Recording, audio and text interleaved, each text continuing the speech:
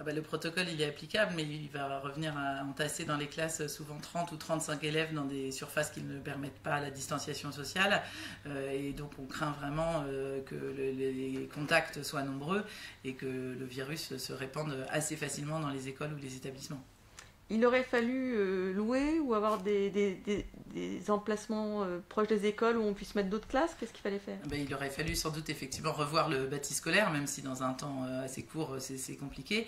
Et il aurait fallu aussi recruter des personnels d'encadrement, recruter des personnels d'enseignement pour permettre des groupes réduits, des effectifs plus légers et rendre sûrement plus facile la circulation des élèves, le non-brassage qui reste préconisé par les autorités de santé. Et tout ça, ça suppose du personnel supplémentaire. Le ministère, en fait, explique que le masque protège de tout et que la distance n'est pas si grave. Mais le masque protège ceux qui sont face à nous, en fait. Il nous évite de les contaminer, mais on n'est pas protégé par des personnes, surtout s'ils n'en portent pas, ce qui sera le cas de tous les élèves d'école maternelle et élémentaire. Et donc les personnels qui travaillent dans les écoles risquent d'être exposés à une circulation du virus. Alors, parmi les choses qui sont demandées, il y a des problèmes de lister, par exemple, les disciplines sportives qu'on peut pratiquer. D'autre part, vous ne savez toujours pas? Alors effectivement, à 2 jours de la rentrée, on ne sait pas encore quelles sont les disciplines qui pourront être pratiquées en EPS. On ne sait pas non plus si on pourra faire des TP en sciences ou manipuler du matériel en art plastique, par exemple. Donc il y a tout un tas de disciplines, effectivement, pour lesquelles les questions restent très présentes à quelques heures de la rentrée.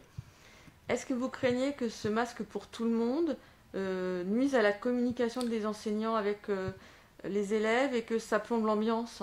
Bah, le masque pour tout le monde, ça va sûrement être difficile, notamment pour les plus jeunes, mais même pour les adultes. Porter un masque depuis la première heure du matin aux alentours de 8 heures, voire même avant si on prend les transports scolaires, et avoir le droit de le retirer quand on rentre chez soi vers 17h30 ou 18h, oui, c'est forcément très compliqué à titre individuel. Et puis, on ne va pas connaître le visage de son interlocuteur. Les élèves, ils ne vont pas connaître bien le visage de leurs camarades, notamment pour les élèves qui rentrent en 6e ou qui rentrent en seconde.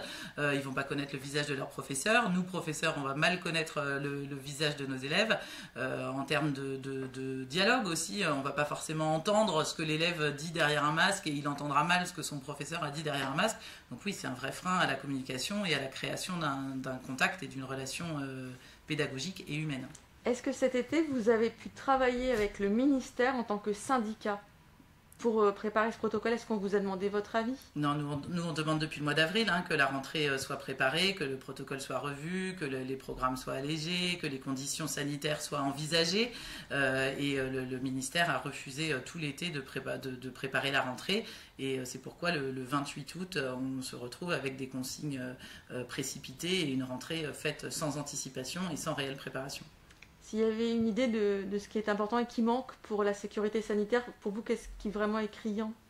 Ce qui manque, c'est forcément des effectifs qui permettraient une distanciation sociale et la prise en compte de groupes allégés, à la fois pour des raisons sanitaires et à la fois pour des raisons d'accompagnement pédagogique, puisqu'il y a quand même bon nombre d'élèves qui n'ont pas eu école, qui ne sont pas allés dans les écoles ou dans les lycées depuis le mois de mars, et il faudrait une rentrée dans des conditions un petit peu plus favorables pour permettre un accompagnement, un retour aux apprentissages et des conditions sanitaires garanties.